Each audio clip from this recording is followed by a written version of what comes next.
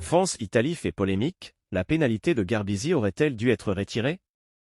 Paolo Garbisi a manqué la pénalité de la gagne face aux Bleus, ce dimanche. Mais l'ouvreur italien a-t-il été gêné par les tricolores? Malheureusement, que dire?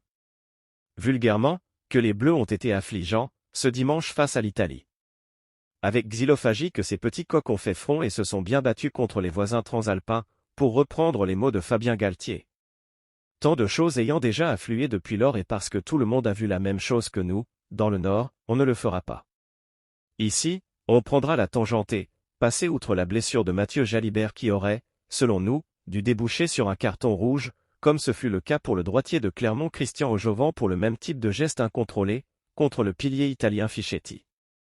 On s'attardera sur l'ultime pénalité de Paolo Garbisi, qui a heurté le poteau. L'ouvreur italien a flanché au meilleur des moments pour les Bleus, mais ce coup de pied n'aurait-il pas dû être retiré?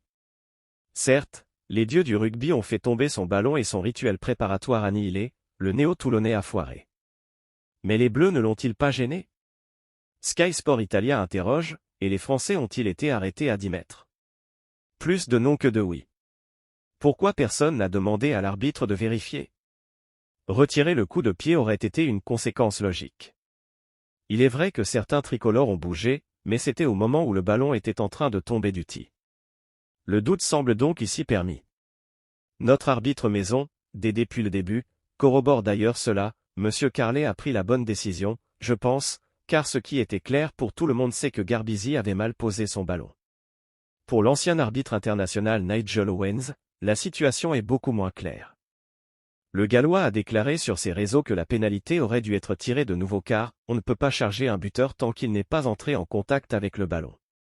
Quid de la montée de quelques pas de Sébastien Taofifénois avant que Garbisi ne s'élance, 3 secondes avant la fin de la minute de préparation autorisée.